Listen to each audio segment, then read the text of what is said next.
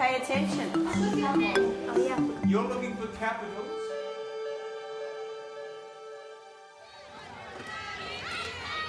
Christchurch Primary School, Clapham Junction, South London.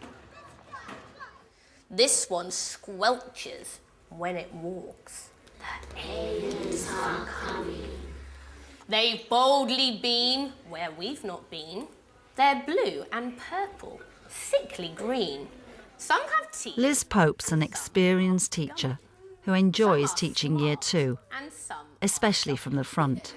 Some have, help! I want my mummy! The aliens are coming. And I want you to imagine that you are now explaining to this alien, Patrick, exactly what he needs to do when he goes into lunch.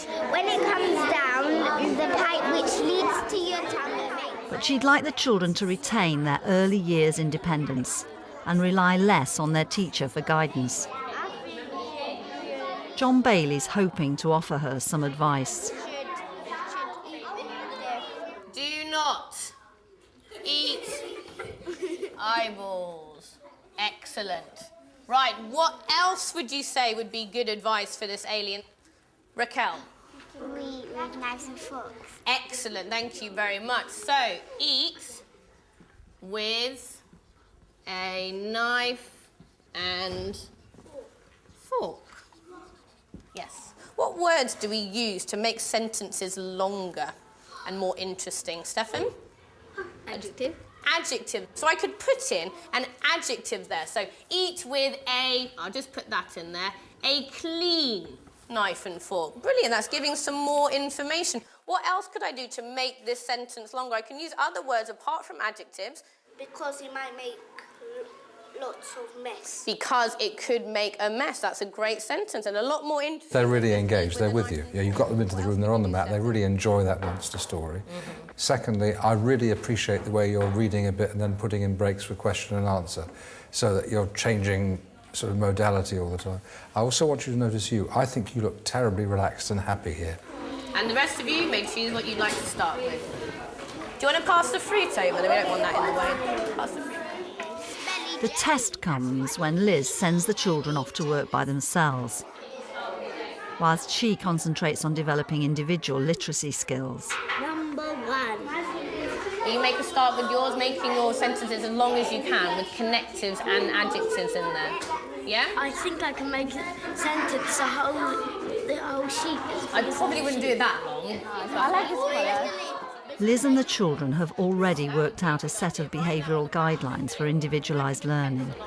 I love a colour picture. Of course you may. Wow, Tia, can I just say, you are working so quietly over there, and I know that's your second job already today, so good for you.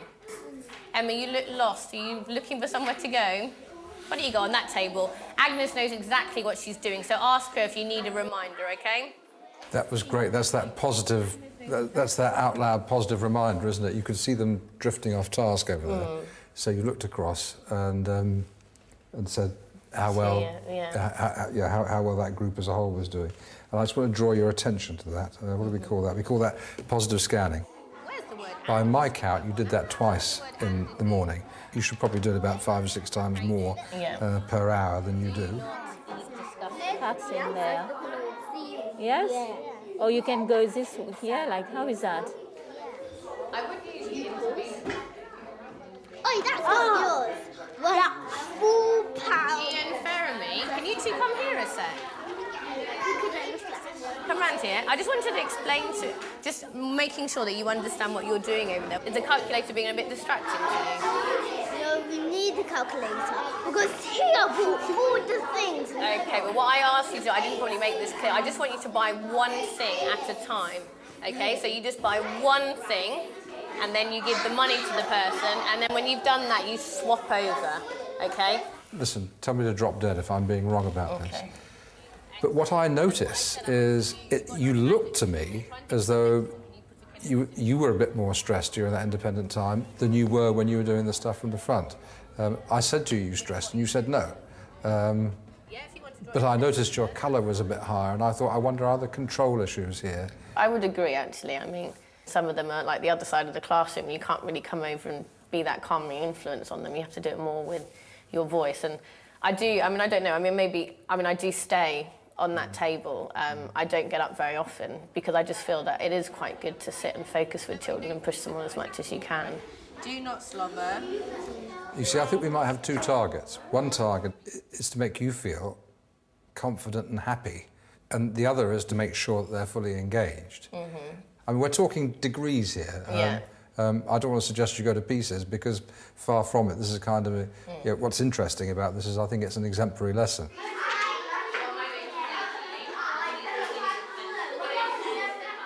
I sat down next to a little boy, Leslie, and he was on task, but he hadn't quite got it because he was using the number line to count on.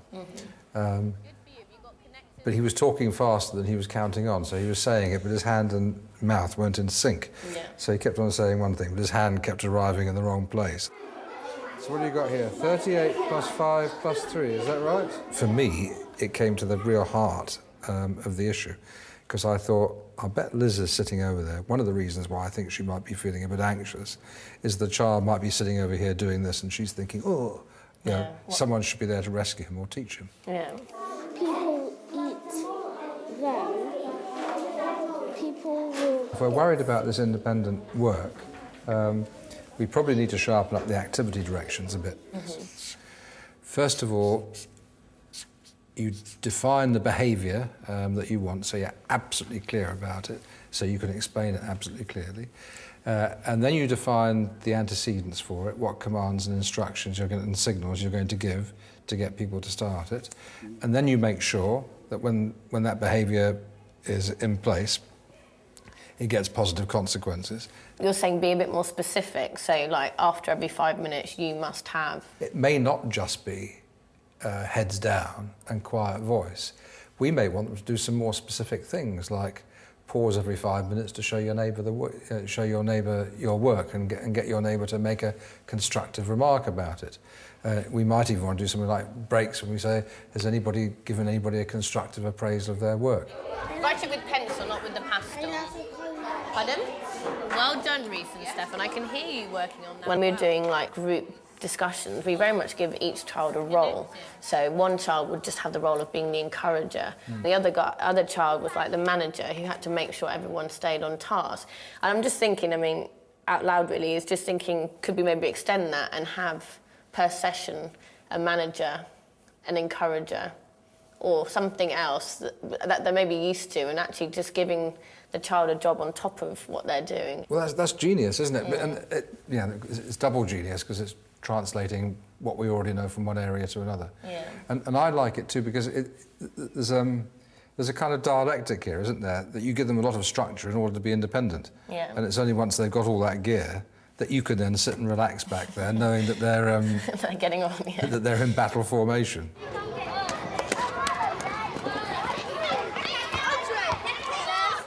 Two days later, and Liz is about to try out her new plan. She's going to give the children specific jobs of manager, encourager and explainer to support each other's learning. And what would we be looking for to see if an encourager did their job really well? Agnes? Your work is very good. I like your hard work and I like you thinking so hard. Excellent. Saying really kind things and nice things when people are working hard, making sure you tell them. What else would an encourager do? Babuti? They tell people if they're being kind. Excellent. They spot people... Pardon? And doing hard work. Excellent. They spot people being kind, just put it in the bin, and doing hard work. I was wondering if someone can explain what this job does. What do these people do if they're in this job? Tyler? When the volume's getting too loud, you have to tell them, can you lower it down a bit? Excellent, lower it down a bit. And what else would these people do? If they were managers, what would they do? Patrick? If people stop working, they can tell them to, would you please start working again? Excellent. I have peanut butter and jam on my toast this morning. Oi! Oi! You need to use quiet voices! Autumn! do, Agnes? You say, please, Autumn, use a quiet voice. It'll be much more better. Because if you say oi, oi 2 times, yeah, they won't listen. They'll feel a bit sad. They would. They're probably saying, who are you talking to me like that? So if I said to you, please, can you use a quiet voice, Autumn, would you listen to me if I said that? Yeah. You would. Excellent. Thank you, you two. Will you sit down? And an explainer. Now, I needed someone to explain the table on the back because I didn't actually explain that very well. Chisholm, you can come over and be an explainer for that job. So if anyone gets stuck and thinks, I don't know what to do on that table over there, they need to find Chisholm and she will explain it to you. Patrick, you can have a go at being an encourager. You say nice things quite a lot. Well, that's a good start. There you are, you can be an encourager there. And the last manager, Jonathan. Whoops.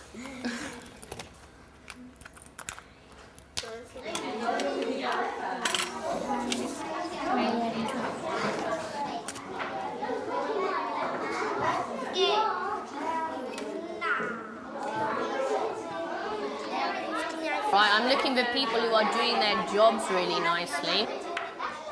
And then you have to put them in groups, like O and Y and O and I, and CH and CT. Thank you, explainer, and you're doing really good in your work. Even though the children are engaged in a wide range of activities, they seem to adapt to their new roles. Loving it. And you're doing really good as well. Looking for people who are encouraging and explaining their jobs. Well done, Chisholm. I see you explaining that to Backup. That's really helpful. Thank you for getting on with your work. Chisholm explained it to you. Well, I think you should go over to Chisholm in a second and say to her, thank you very much. That's really good, Bacchus, that you could explain exactly what you did. And what about these ones down here? Do you know what you did here? O-N words. And what about these ones? This one here. Well done. And look what it's got. It's got an O-I. So where would that belong? Excellent in that one. So we could draw. Do you want to draw an arrow over there so I know you want to move it? Well done, though. That is really good, Bacchus. Please do, yeah, if you want to. Yep. I'm sorry, I can't do much about it. Just really drink lots of water. It's only because it's very hot. How are you doing? You finished yet?